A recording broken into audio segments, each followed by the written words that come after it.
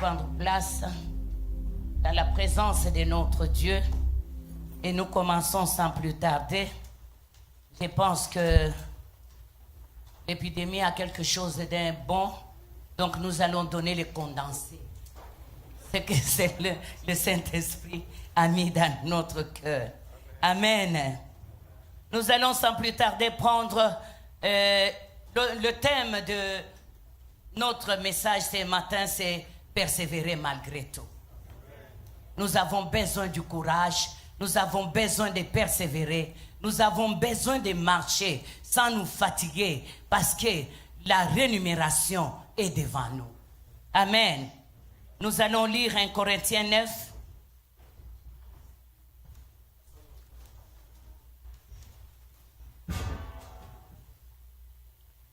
1 Corinthiens 9 à partir du verset 24 au verset 27.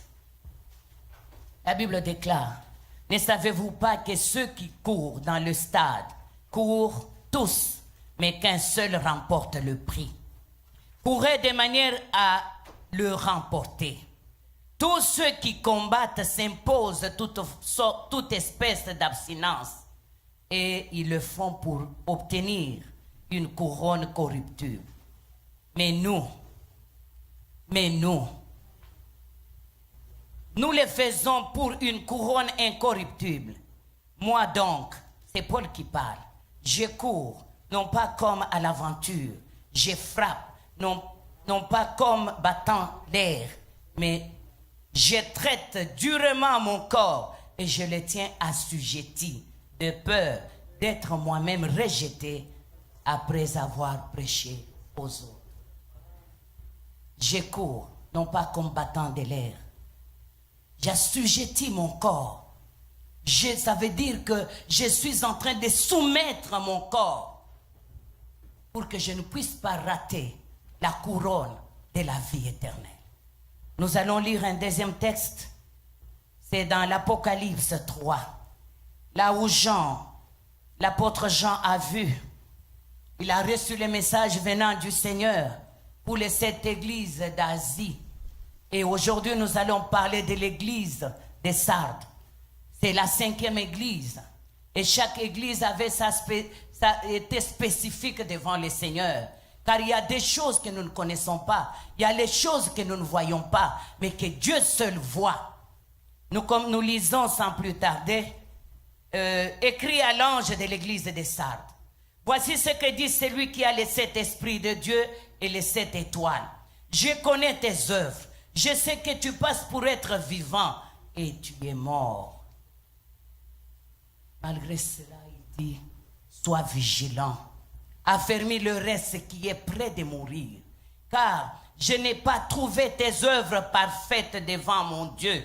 Rappelle-toi donc comment tu as reçu et entendu, et garde et répands-toi.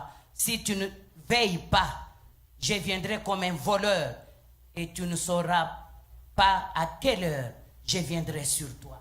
Cependant, tu as à Sardes quelques hommes qui n'ont pas souillé leurs vêtements. Ils marcheront avec moi en vêtements blancs, parce que ils en sont dignes. C'est lui qui vaincra. À celui qui vaincra sera revêtu ainsi de vêtements blancs. Je n'effacerai point son nom du livre de vie, et je confesserai son nom devant mon Père, devant ses anges. Que celui qui a des oreilles entende ce que l'Esprit dit aux églises. Amen. Amen. Le thème de mon message, c'est persévérer malgré tout. J'ai été béni cette semaine. Il y a un frère qui a envoyé sur notre groupe de WhatsApp l'image d'un athlète qui courait dans un stade. Et cet athlète, pendant qu'il pensait qu'il allait gagner la course, qu'il allait remporter la médaille, après un certain temps, il a eu, les muscles s'étaient fendus, il est tombé. Il est tombé alors que les infirmiers faisait pour venir le prendre et l'amener dans les vestiaires. L'athlète a dit non, je ne veux pas abandonner la course. Je ne vais pas abandonner la course. Je vais continuer à courir. Alors, qu'est-ce qu'il a fait? Il s'est levé. Il a commencé à courir dans le terrain. Il a commencé à partir en sautillant. Et il y a quelqu'un qui est sorti du stade. Il est venu, il l'a soutenu. On voulait savoir qui est la personne. Pourquoi cette personne vient? Pourquoi cette personne est venue? Et c'était son père. Il est venu, il l'a soutenu jusqu'à la ligne d'arrivée. Le père l'a laissé. Il a laissé traverser la ligne d'arrivée. Et c'est ça que nous devons faire avec notre Seigneur Jésus-Christ. Nous sommes sur les champs de bataille. Nous sommes en train de courir sur les chemins de la vie. Nous sommes en train de courir vers l'éternité. Et la seule façon pour nous de remporter la couronne incorruptible, c'est de continuer à courir malgré les épreuves. C'est de continuer à courir malgré les rejets. C'est de continuer à courir malgré l'incompréhension des gens qui nous entourent. C'est de continuer à courir malgré la faim. C'est de continuer à courir malgré le chômage. C'est de continuer à courir malgré tout ce que nous pouvons avoir comme problème. Jusqu'à ce que nous arrivons à notre ligne d'arrivée. À quoi nous servira-t-il de commencer avec Jésus pour perdre notre âme? À quoi nous servira-t-il d'abandonner quelques-uns des histoires pour à la fin d'être rejetés et qui nous regardent, qui disent « Je ne te connais pas, tu ne m'as jamais servi, tu n'as jamais été mon enfant, tu n'as jamais été mon serviteur ». Nous devons courir avec l'objectif. Qu'est-ce que c'est la persévérance? La persévérance, c'est l'endurance. La persévérance, c'est l'obstination devant une situation où tu dois courir jusqu'à ce que tu aies le résultat. La persévérance, c'est quoi? C'est de marcher, qu'il pleuve, qu'il neige. Toi, tu es sur le chemin jusqu'à ce que tu arrives à avoir ce dont tu as besoin. C'est ça la persévérance. Je suis en train d'encourager un homme ce matin, même vous qui nous écoutez en ligne, dans les églises des maisons, partout dans le monde, persévère malgré tout. Parce que cette fois, ce n'est pas un homme qui va payer, ce n'est pas un homme qui va te donner la rémunération, ce n'est pas un homme qui va te donner le salaire, ça sera le roi des rois et le seigneur des seigneurs. C'est un Dieu de la justice. Il va donner à chacun de nous selon ce que nous avons fait, de bien ou de mal. Et à ce moment-là, tu ne pourras pas discuter. Amen. Nous allons lire un texte. Sois béni, mon frère. Nous allons lire un texte dans Genèse 7. Nous allons parler d'une histoire merveilleuse. Quand Noé, parce que même les animaux ont couru. Même les animaux devaient courir pour entrer dans l'arche. Même les animaux devaient marcher pour sauver leur vie. Même les animaux, Noé, quand Dieu lui a dit de faire l'arche, Noé a fait ce que Dieu lui a demandé de faire. Noé a fabriqué l'arche, selon les mesures que le Seigneur lui a données. Et Dieu lui a dit de recueillir auprès de lui tous les animaux purs et impurs. Dieu n'a pas dit à Noé, va dans les champs. Tu vas aller prendre l'escargot, tu vas aller prendre les caméléons, tu vas aller prendre les lions, tu vas les emmener dans l'arche. Mais Dieu avait mis dans la pensée des animaux ceux-là qui étaient choisis pour être sauvés, qui devaient entendre le son de la trompette de Noé et se diriger vers l'arche. Si Dieu était capable de mettre la pensée du salut dans les animaux, à plus forte raison, toi et moi. Noé a fini l'arche en l'an 600 et le temps était arrivé. Dieu lui avait donné un temps, un terme de 7 jours. Il devait récolter auprès de lui tous les animaux qui étaient choisis pour être sauvés afin de préserver leur espèce. Il a dit, ils viendront vers toi, 2 à 2, mâles et femelles, afin que leur espèce soit conservée. Noé, ce qu'il a fait, c'est quoi? Il a terminé le travail. Il a ouvert l'arche. Sa femme devait entrer. Ses 3 fils devaient entrer. Ses belles-filles devaient entrer. Mais il y avait aussi une catégorie des êtres qui devaient aussi entrer. Et ces êtres-là, Noé n'avait pas la capacité de communiquer avec eux. Il n'y avait que l'Éternel Dieu des armées qui était capable de communiquer avec les animaux pour leur dire, l'arche est finie, allez maintenant entrer dans l'arche, allez maintenant sauver votre âme. Et parmi tous les animaux de la terre, les animaux vivent en communauté. Les animaux vivent en troupeau. Et un certain bonjour, on voit Monsieur Lion et Madame Lion qui se détachent du troupeau. Qui se détache du troupeau et qui commence à entendre les sons de la trompette de Noé et qui se dirige vers l'est. Ça, c'est moi qui le dis. Je ne sais pas la position de l'arche, mais l'arche devait être quelque part. Et ces animaux ont su la direction. Ils ont commencé à partir. Ils ont abandonné le gibier qu'ils avaient fait hier, que les papas lions avaient attrapé. Ils n'ont pas eu le temps de manger. Parce que le problème, il devait courir pour entrer dans l'arche. Parce que le terme était fixé, le temps était fixé, il devait persévérer, il devait partir et il pouvait courir plus vite. Mais qu'en est-il de l'escargot? Qu'en est-il de la tortue? Chacun marchait selon ses capacités, mais avec l'objectif d'entrer dans l'arche. L'arche était leur ligne d'arrivée.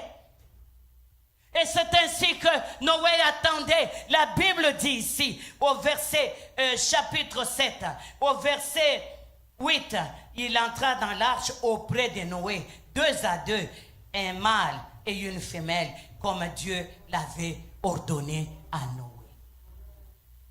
Si les animaux pouvaient comprendre qu'ils devaient sauver leur vie et courir vers l'arche, et c'est là dans le temps, parce que Noé n'avait pas la clé de l'arche. Noé obéissait seulement. La Bible nous dit, quand vous lisez en bas, quand toutes les bêtes sont entrées, Noé et sa famille sont entrés dans l'arche. La Bible dit, Dieu lui-même ferma l'arche de sa propre main. Personne ne pouvait sortir, personne ne pouvait entrer. Il marchait. Nous allons voir dans peu de minutes qui nous restent ce qui empêche notre marche, ce qui nous alourdit de persévérer. Imaginez-vous, pendant que Noé est en train de sonner la trompette, que messieurs les caméléons commencent à faire à didaner, à aller de l'avant, à rentrer derrière, à danser, à prendre les couleurs de tout ce qui se passe à côté de lui, à se faire voir comment il est beau. Il peut prendre les couleurs vertes, il peut devenir orange, il peut changer comme il veut. L'arche allait être fermée. Elle n'allait pas préserver son espèce. Ces jours-là, c'était la vie ou la mort. Tout le monde marchait. Tout le monde marchait. Ceux qui venaient du nord marchaient vers l'arche. Ceux qui venaient du sud marchaient vers l'arche. Ceux qui venaient de l'ouest marchaient vers l'arche. Ceux qui venaient de l'est marchaient vers l'arche. L'objectif, c'était quoi? Atteindre l'arche avant que l'arche ne soit fermée. Ils ont marché, chacun selon lui.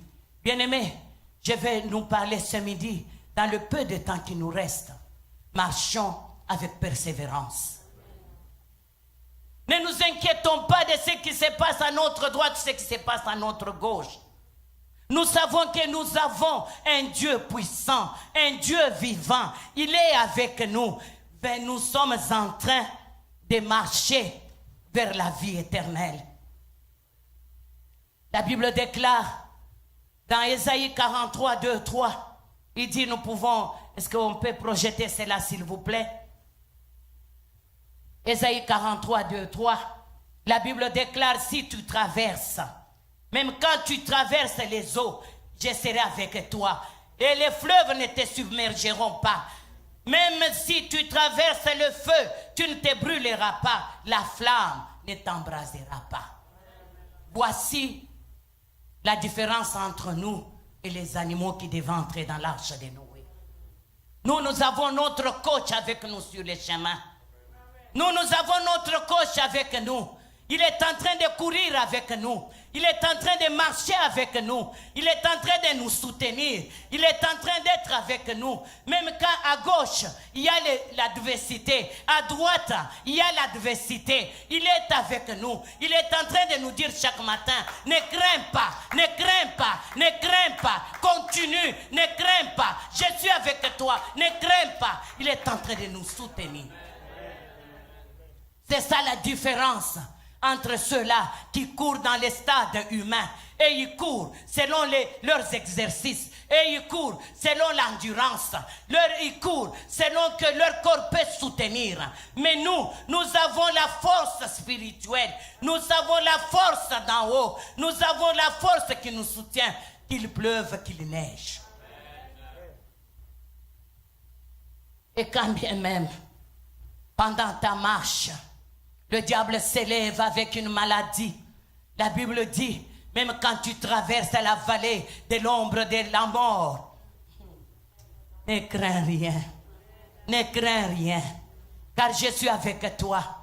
Il dit, sa houlette et son bâton me rassurent. Sa houlette et son bâton me rassurent. Que les médecins disent que cette maladie, il n'y a pas de médicaments. Il n'y a pas de traitement. Comme ils sont en train de tergiverser avec le Covid-19.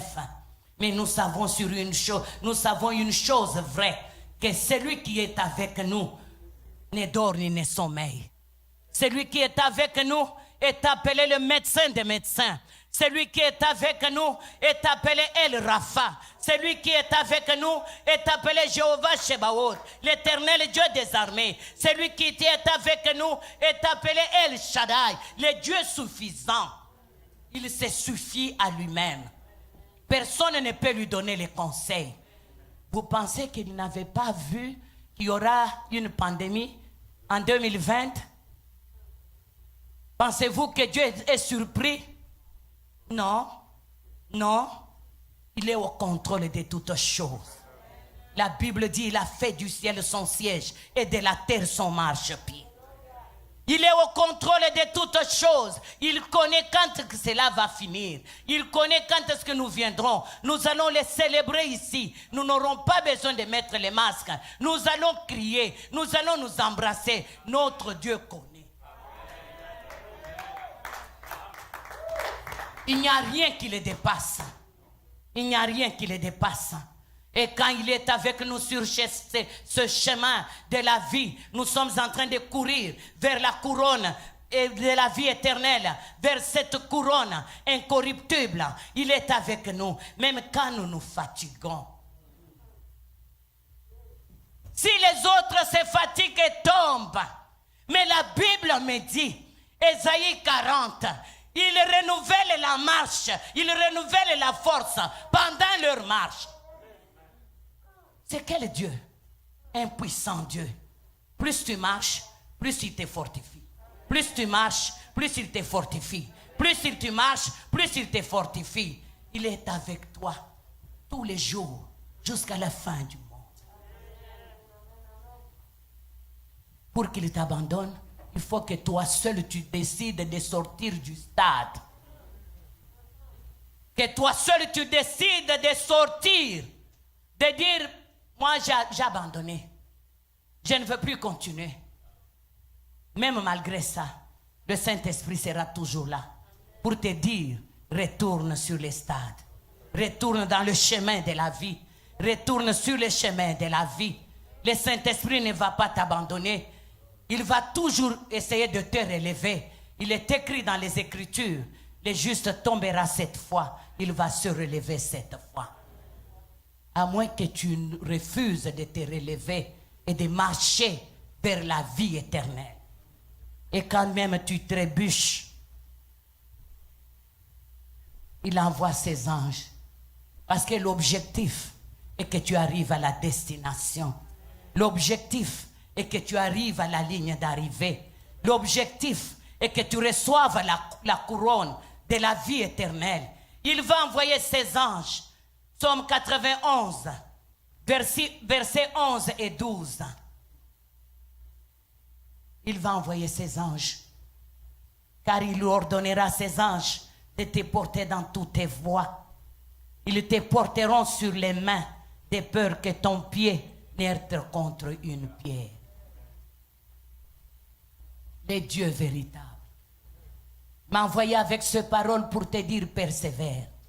Persévère, n'abandonne pas.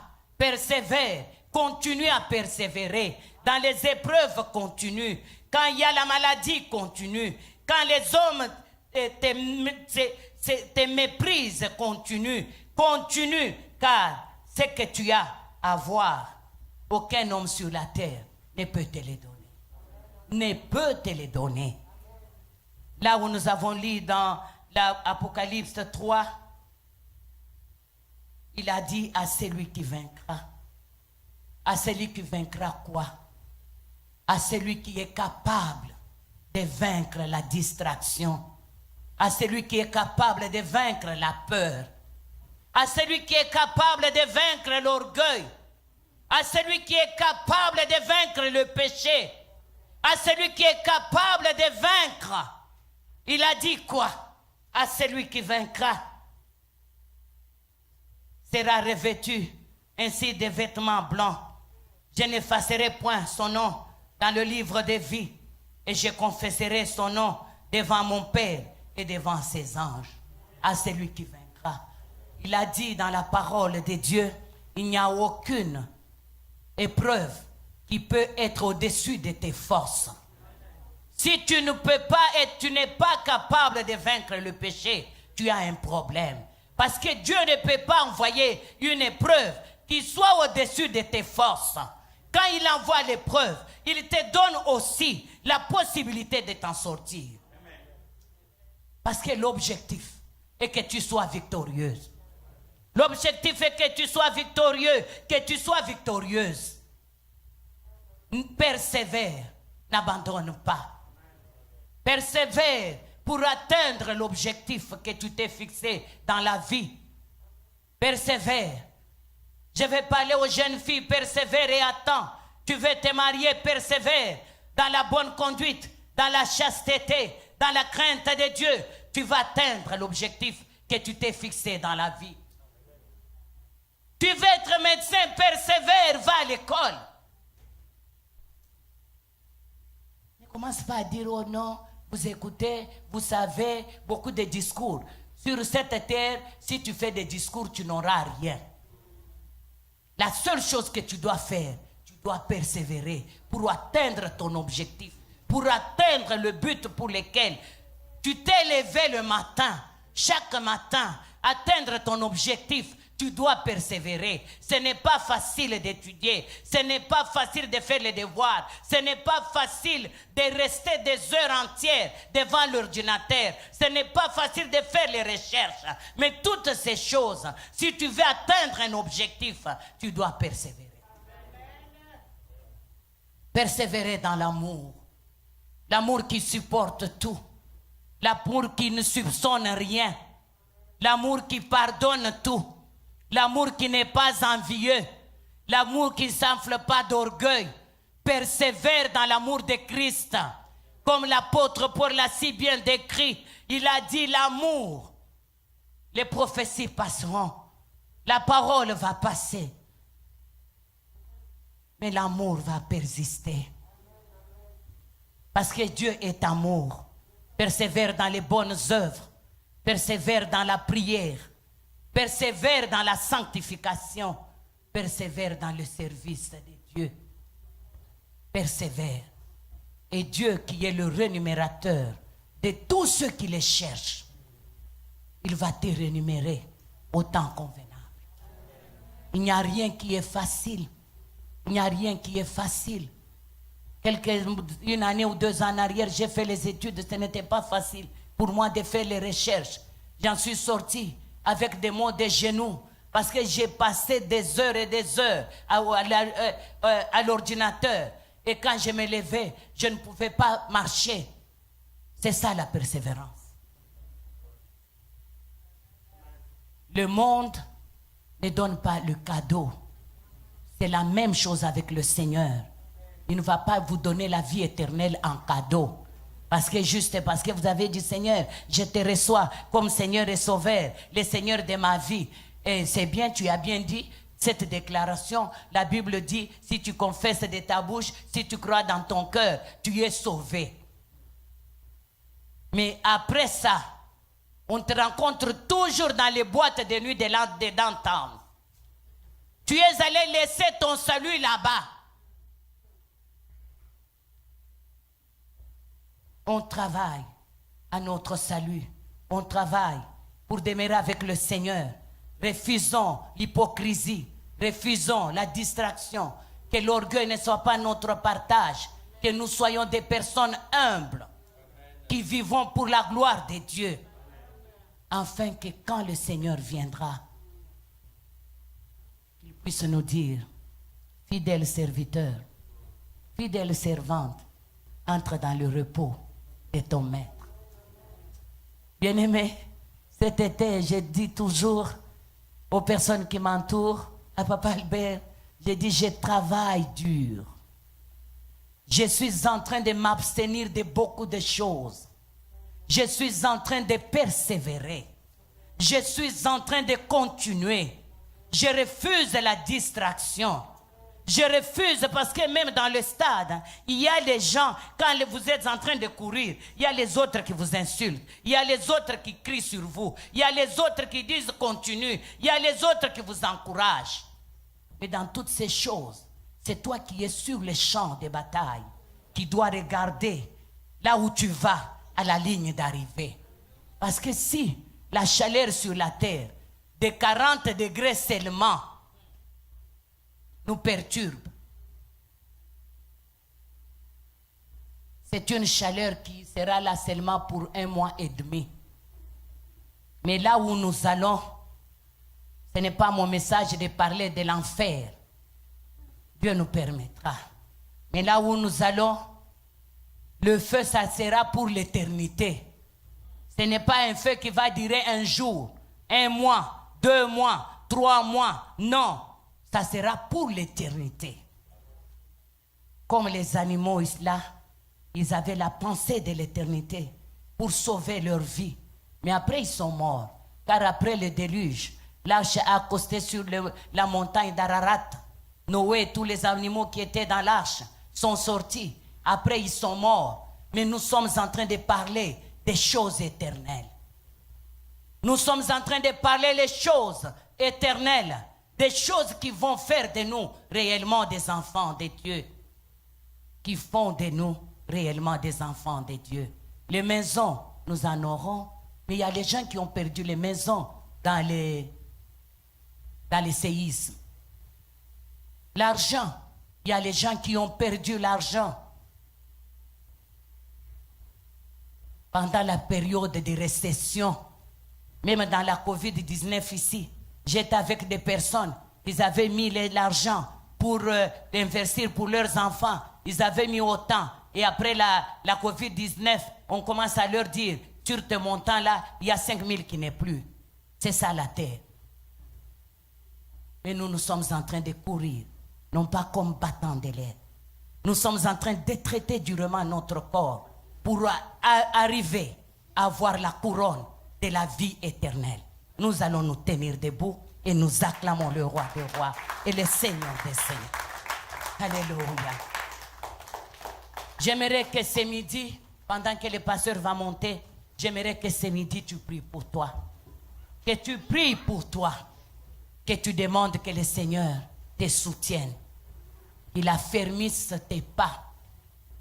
Qu'il te donne la force de demeurer dans la parole de Dieu. Qu'il te donne la force de demeurer dans la sanctification.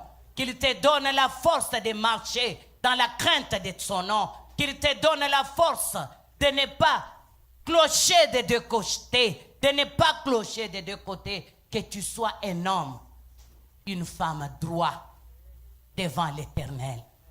Amen. Élevons nos voix et prions pour nous-mêmes.